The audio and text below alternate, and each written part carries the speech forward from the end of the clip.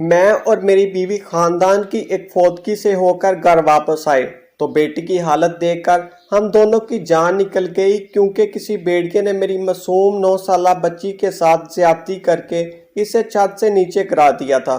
لیکن خدا کی قدرت کہ وہ بچ گئی تھی، لیکن بدنامی کا داغ ساری زندگی اس کے لیے اس کے ماتھے پر لگ گیا تھا۔ ملازمہ نے بتایا کہ یہ سب منشی کے بیٹے نے کیا۔ میرا تو غصے سے برا حال تھا۔ میں نے ان دونوں کو بہت مارا اور گھر سے نکال دیا۔ وہ مجھ سے معافی مانگتے رہے اور کہا کہ وہ دونوں بے قصور ہیں، یہ سازش ہے، لیکن میں نے ان کی ایک نہ سنی۔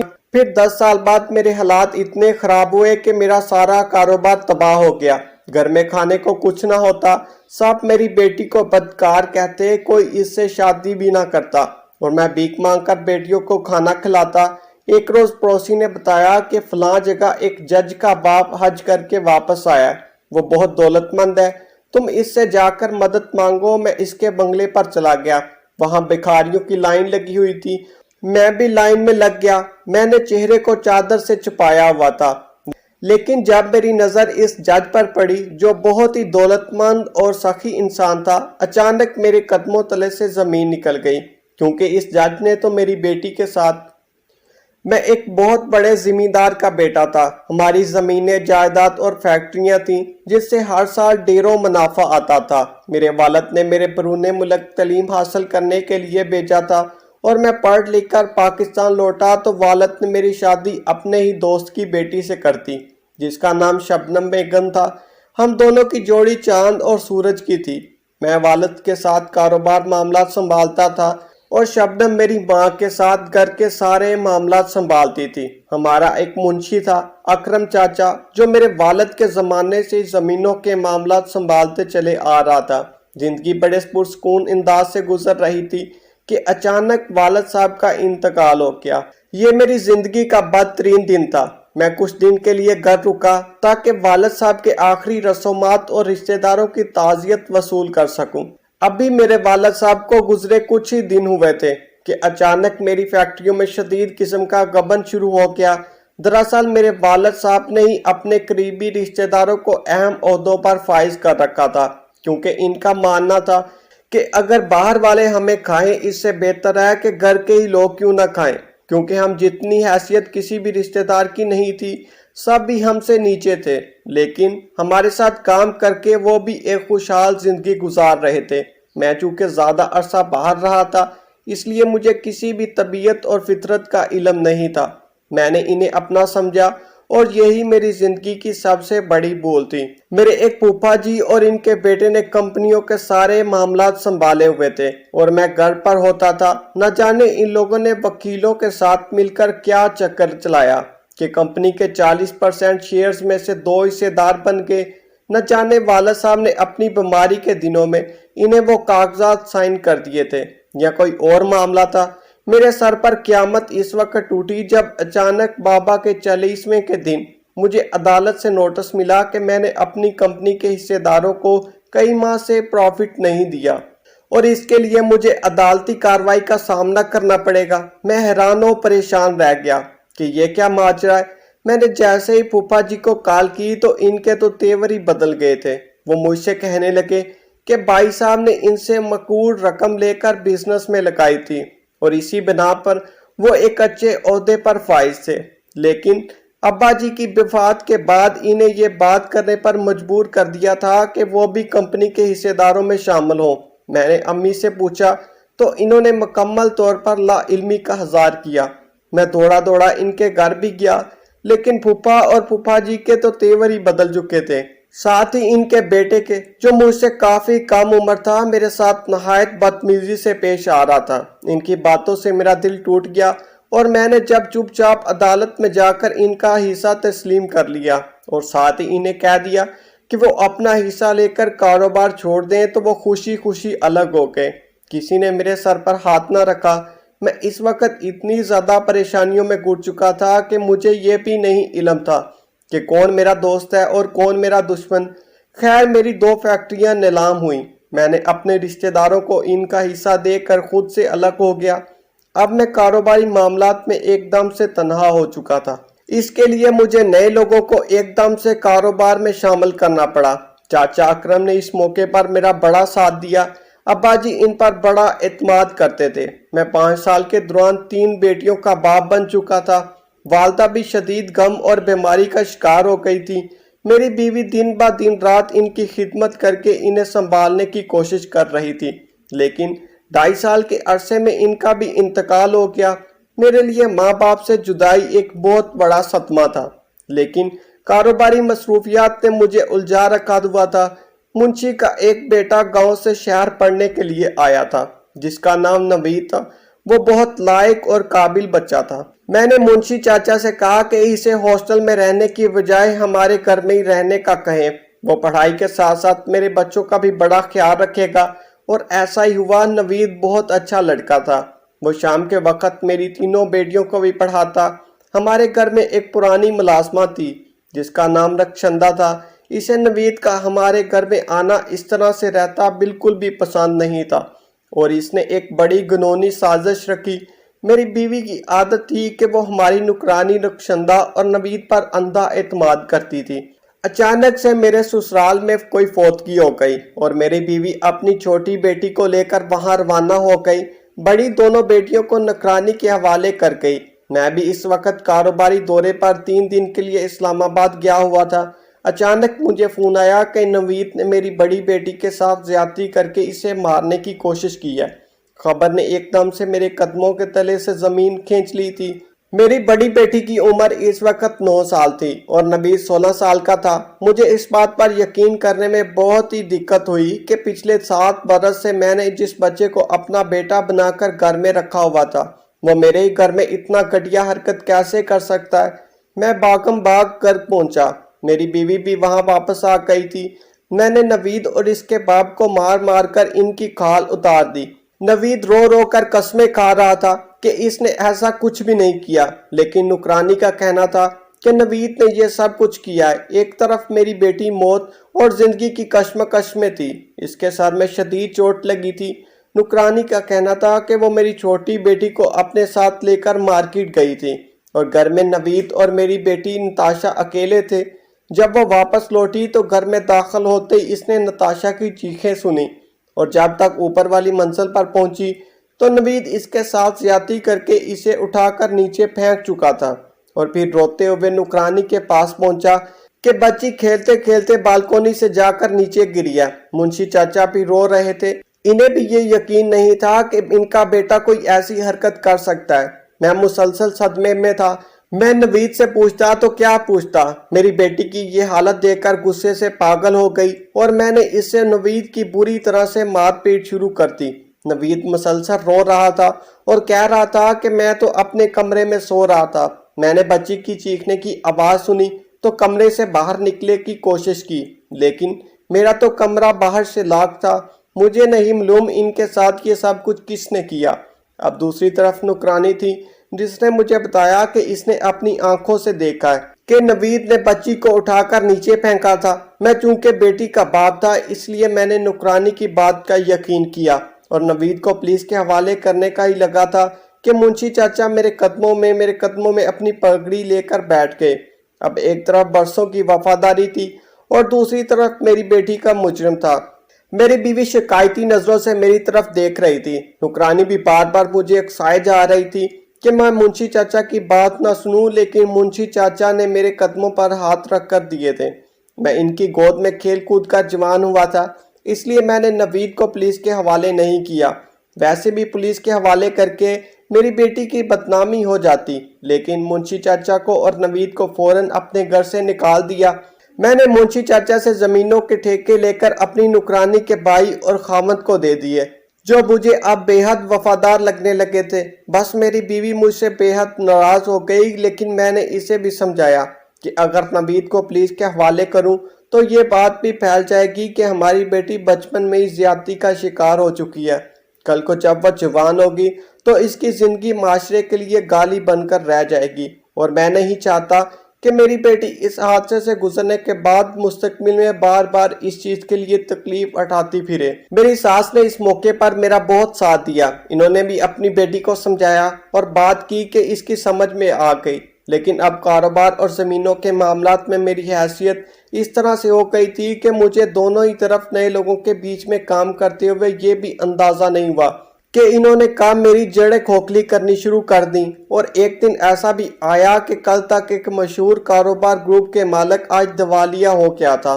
میری نوکرانی رخشندہ اب تو پہلے جیسی نہیں رہی تھی، اور وہ اس کا بھائی ہر سال کوئی نہ کوئی ایسی کہانی سناتا کہ میں دنگ رہ جاتا۔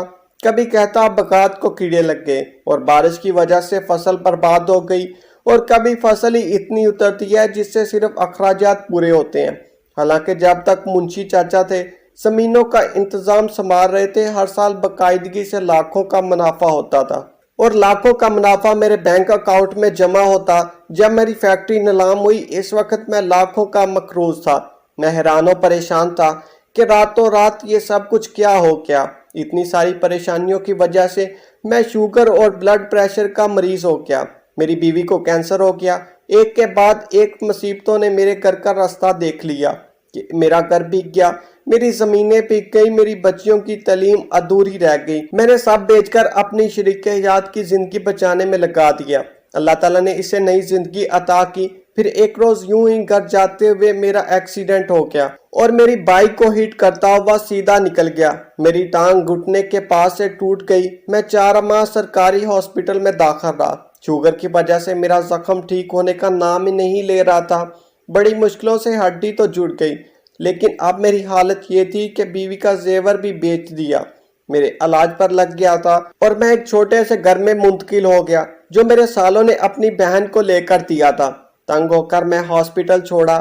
میری بیوی میرے زخم کی دیکھ بھال کرتی تھی۔ کچھ تو زخم ٹھیک ہو گیا تھا، لیکن پاؤں کا زخم مسلسل ہرا ہی تھا۔ میری بیٹی MBA کے آخری سال میں اپنی پڑھائی چھوڑنے پر مجبور ہوئی تھی، اور چھوٹی دونوں بیٹیاں BScs کو خیر آباد کہہ کر گھر بیٹھ گئی تھیں۔ میری نوکرانی زمینوں کے بکتے ہی ہمیں چھوڑ کر جا چکی تھی۔ میری حالت اب بخاریوں جیسی ہو گئی تھی۔ میں ایک بہت بڑے زمیندار کا بیٹا بھیک مانگنے پر مجبور ہو گیا تھا۔ اب میں بھیک لے کر آتا تو میری بیٹیاں روٹی کھاتی تھیں۔ اس برے وقت میں کسی نے میرا ساتھ نہیں دیا، اور پھر کہیں نہ کہیں یہ خبر میرے رشتہ داروں تک بھی پہنچ گئی تھی کہ نتاشا بچپن میں کسی کی ہوس کا شکار ہوئی ہے۔ اس لیے خوبصورت اور سلیقہ شعر ہونے کے باوجود بھی میری بچی کا کہیں سے بھی رشتہ نہیں آیا۔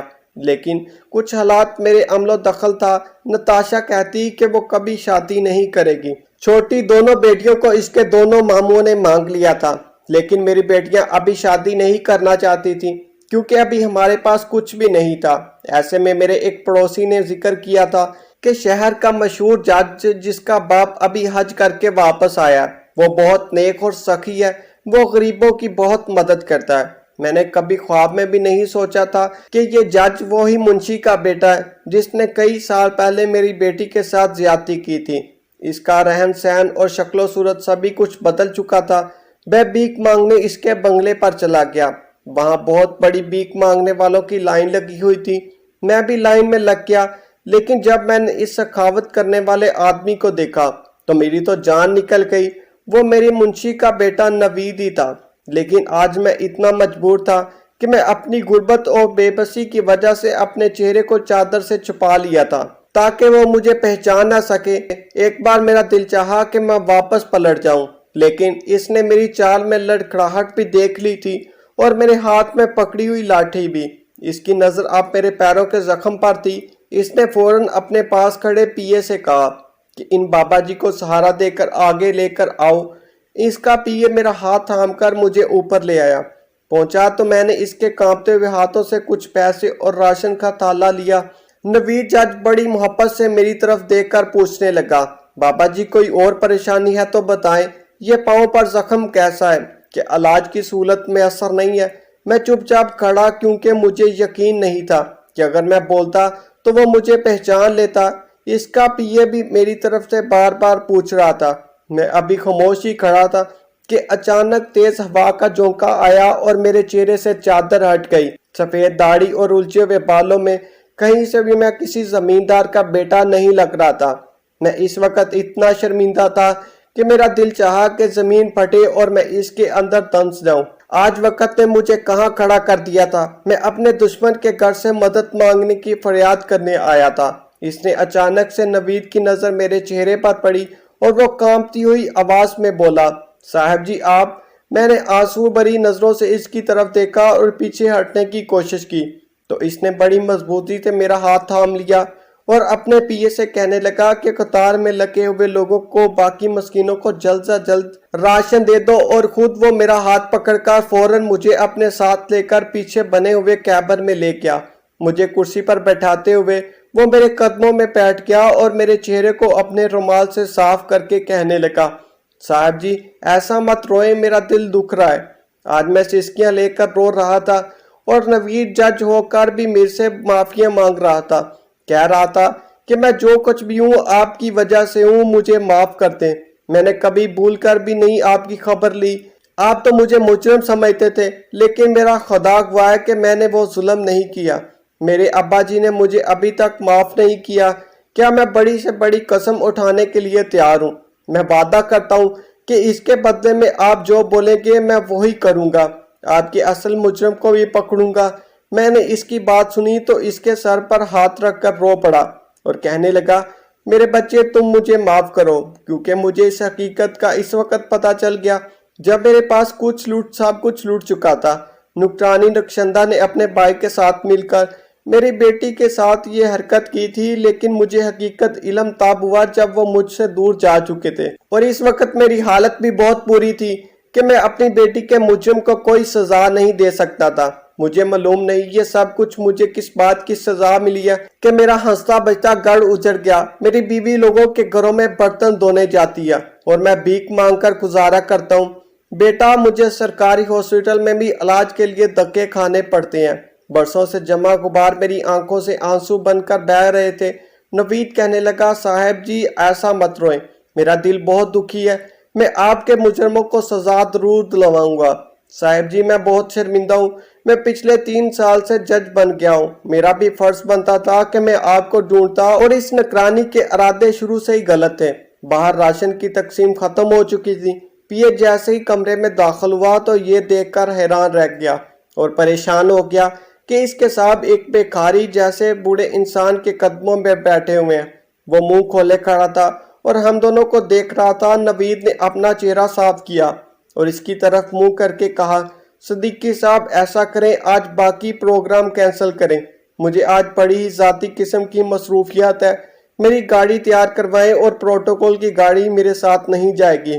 اس کا پیے پریشان ہو کر کہنے لگا، سر گاڑی تو تیار کروا دیتا ہوں، لیکن شہر کے حالات ایسے نہیں ہیں اکیلے آپ کو کہیں جانے دیں، اس لیے آپ ہماری بات سمجھیں، پروٹوکول کی گاڑی کو ہر صورت آپ کے ساتھ جائے گی۔ نوید جج کے چہرے پر پریشانی کے تاثرات تھے۔ میں نے اس کا ہاتھ پکڑ کر کہا، بیٹا پیے صحیح کہہ رہا ہے، تم وہ بھی رضامند ہو گیا۔ تھوڑی دیر بعد ہم دونوں گاڑی میں سفر کر رہے تھے۔ نوید نے گاڑی رستے میں روکی اور گھر کی ساری ضروریات کا سامان رکھوا دیا، ڈھیر سارے پھل فروٹ، اور پونے گھنٹے کے بعد وہ میرے گھر کے سامنے پہنچ گیا۔ اہل محلہ بڑے حیران و پریشان ہو کر اس کی سرکاری گاڑی کو دیکھ رہے تھے۔ جب نوید نے گاڑی سے اتر کر میرے لیے دروازہ کھولا اور مجھے سہارا دے کر میرے گھر میں داخل کیا تو لوگوں کی آنکھیں پھٹی کی پھٹی رہ گئیں۔ میرے دونوں چھوٹی بیٹیاں اندر ظہر کی نماز ادا کر رہی تھیں اور نتاشا سلائی مشین پر جھکی ہوئی تھی۔ ایک اجنبی انسان کو دیکھ کر وہ گھبرا کر اٹھی اور اپنے پرانے دوپٹے کو اوڑھ کر آگے کر لیا۔ نوید کی نظریں جھکی ہوئی تھی۔ میں نے خوشی خوشی سب کو بتایا کہ یہ نوید ہے تو اس کے چہرے پر پریشانی نظر آنے لگی۔ میری بیوی بھی اسی وقت کام ختم کر کے لوٹی تھی۔ گھر کے باہر کھڑے ہوئے گارڈز کو دیکھ کر وہ گھبرا گئی اور دو سرکاری گاڑیاں دیکھ کر وہ گھبرائی ہوئے انداز میں اندر داخل ہوئی۔ نوید کے چہرے پر نظر ڈالی، اس کے ہاتھ میں پکڑا ہوا بچے ہوئے شانے کا شاپر نیچے گر گیا۔ نوید تیزی سے آگے بڑھا اور اس کا ہاتھ تھام کر اسے اپنے ساتھ اندر لایا تھا۔ میری بیوی نے اسے بالکل بیٹوں کی طرح پالا تھا، اس لیے اس کے گلے لگ کر بے اختیار رونے لگی۔ نوید نے کچھ دیر تو اسے رونے دیا اور پھر اسے چپ کروا کر کہنے لگی، بی بی جی ایسا مت روئیں، میرا دل بہت دکھی ہو رہا ہے۔ ہم لوگ اب اطمینان سے بیٹھ کر باتیں کر رہے تھے۔ نتاشا چپ چاپ کچن میں جا چکی تھی۔ میں نے اپنی بیوی کی طرف اشارہ کیا، وہ تو اشارہ سمجھ گئی۔ اور جلدی سے نوید کے لیے پانی اور جوس کا انتظام کرنے کے لیے چل گئی۔ نوید نے فون کر کے اپنے ڈرائیور سے کہا کہ وہ باقی لوگوں کو واپس جانے کا کہہ دے۔ نوید شام کو خود واپس جائے گا۔ ایک گارڈ اور ڈرائیور کو چھوڑ کر وہ لوگ واپس چلے گئے۔ میں نے دونوں چھوٹی بیٹیوں کو اشارہ کیا تو وہ راشن کو اٹھا کر کچن میں لے کر چلی گئی۔ کچھ ہی دیر میں بچیوں نے کھانا بنا کر دسترخوان لگا دیا۔ ہم لوگ ایک مکمل خاندان کی طرح بیٹھ کر کھانا کھا رہے تھے۔ نتاشا نے تھکن کا بہانہ کر کے دسترخوان پر آنے سے انکار کر دیا۔ میں نے نوید کے چہرے کی طرف دیکھا تو اس کے چہرے پر ایک سایہ سا گزر گیا تھا۔ وہ کچھ دیر پہلے ہمارے ساتھ بات چیت کر رہا تھا اور پھر وہ شام کی بجائے جلدی ہی واپس چلا گیا۔ اس نے مجھ سے اور میری بیگم سے وعدہ لیا تھا کہ وہ کل گاڑی بھیجے گا اور ہم سب کو اس کے گھر پر آنا پڑے گا۔ میں دوسرے کمرے میں جا کر لیٹ گیا۔ میں نے اپنی بیوی کو اشارہ کیا تو وہ نتاشا کو جا کر دیکھنے لگی۔ دونوں بچیاں بھی اپنی بہن کے پاس جا گھسی تھیں۔ میں جانتا تھا کہ اس وقت وہ کس قدر ذہنی اذیت سے گزر رہی ہے۔ اس نے اب تک کھل کر اپنی ماں کو یا مجھے اس دن کے حادثے کے بارے میں کچھ بھی نہیں بتایا تھا، کیونکہ ڈاکٹروں نے منع کیا تھا کہ اس کے ذہنی کنڈیشن اس قابل نہیں ہے کہ ہم اس سے کچھ بھی پوچھیں۔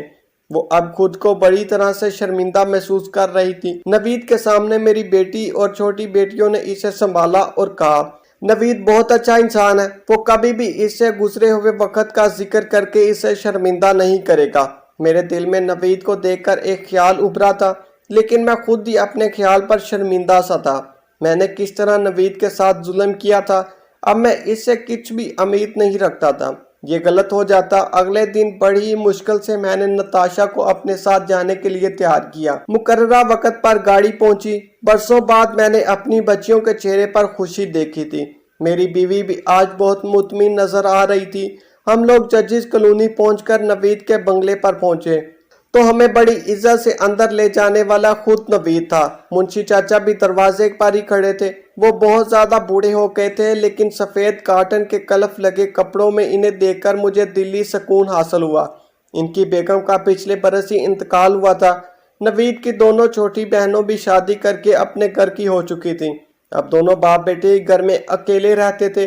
گھر میں ملازموں کی پوری فوج بھی تھی، لیکن بنا عورت کے کوئی بھی گھر نہیں ہوتا۔ کھانا کھانے کے بعد منشی چاچا نے مجھے اور میری بیگم کو کہا کہ وہ مجھ سے کچھ ضروری بات کرنا چاہتے ہیں۔ میرا دل زور زور سے دھڑک رہا تھا۔ نوید میری تینوں بیٹیوں کو اپنا گھر دکھانے کے لیے لے گیا۔ نتاشا نے ماں کی طرف دیکھا۔ منشی چاچا نے بہت عزت اور احترام کے ساتھ نتاشا کا رشتہ نوید کے لیے مانگا۔ یہ سن کر احسان مندی سے میری آنکھیں بھیگ گئیں۔ میری بیوی نے سمجھداری کا مظاہرہ کیا اور کہا کہ وہ بیٹی کی رضامندی معلوم کر کے انہیں جلد ہی بتا دے گی۔ منشی چاچا نے بڑی امید بھرے لہجے میں کہا تھا کہ وہ برسوں سے نتاشا کو اپنی بہو کے روپ میں دیکھ رہے تھے۔ میں جانتا تھا کہ انہیں میرے حالات کا اچھی طرح سے علم ہے۔ دوسری طرف نوید نے نتاشا کو براہ راست کہہ دیا تھا کہ وہ اس سے شادی کرنا چاہتا ہے۔ دونوں چھوٹی بہنیں اس وقت بنگلے کو دیکھنے میں مگن تھیں، اور پھر ٹھیک ایک ماہ کے بعد میری بیٹی بڑے مان کے ساتھ بیاہ کر نوید کے گھر چلی گئی۔ رونق بن گئی۔ دونوں چھوٹی بیٹیوں کا دوبارہ سے ایڈمیشن ہو چکا تھا۔ میرا مکمل علاج بہت اچھے ڈاکٹر سے ہو رہا تھا۔ میری خواہش تھی کہ میں چھوٹی موٹی دکان کھول لوں۔ اللہ پاک نے میری زندگی دوبارہ خوشی کا سامان کر دیا تھا۔ نوید کی کوششوں سے میرے اصل مجرم بھی پکڑے گئے تھے اور انہیں 14 سال کی سزا ہو گئی تھی۔ میری زمین کا ایک چھوٹا سا ٹکڑا تھا جسے نکرانی رخشندہ کے خاوند نے دھوکے سے اپنے نام کروا دیا تھا، وہ بھی واپس مل گیا تھا۔ میرے تجربے کو دیکھتے ہوئے نوید نے دکان کی بجائے میرے لیے ایک چھوٹی سی فیکٹری بنائی، اپنی ذاتی زمین بیچ کر۔ میں نے بڑا انکار کیا، لیکن وہ کہنے لگا کہ آج جو کچھ بھی ہوں یہ سب کچھ آپ کی بدولت ہے کہ آپ لوگوں نے بہترین اسکول میں میری پڑھائی لکھائی کا انتظام کروایا اور میرے بابا کو ہمیشہ گھر کا فرض سمجھ کر ان کے ساتھ زیادتی نہیں کی، اور میرے بابا کو ہمیشہ اپنے گھر کا فرض سمجھ کر ان کی ہر مشکل میں ان کا ساتھ دیا۔ ماضی کی غلطیوں سے اپنا سبق سیکھ چکا ہوں کہ اب میں ہر فیصلہ سوچ سمجھ کر کرتا ہوں۔ اب میرا کاروبار میری محنت کے باعث ترقی کر رہا تھا۔ میری بیوی دن رات جولیاں اٹھا اٹھا کر نوید کو دعائیں دیتی کہ اس نے داماد کے بجائے بیٹا بن کر ہمارا ساتھ دیا۔ برسوں کی تکلیف کاٹ کر خدا نے ایک بار پھر مجھے اس قابل بنا دیا تھا کہ اب میں فخر سے دنیا کو بتا سکتا تھا کہ لاکھ دھوکے اور فریب کھا کر بھی اگر کوئی ایک مخلص انسان سنبھالنے والا مل جائے تو بڑی سے بڑی مشکل آسان ہو جاتی ہے۔ نوید جیسے اعلیٰ ظرف انسان اس دنیا میں بہت ہی نایاب ہے۔ اللہ پاک میرے اور آپ کے سب کے گھرانوں کے بری نظر سے بچائے۔ کہانی کیسی لگی کمنٹ کریں۔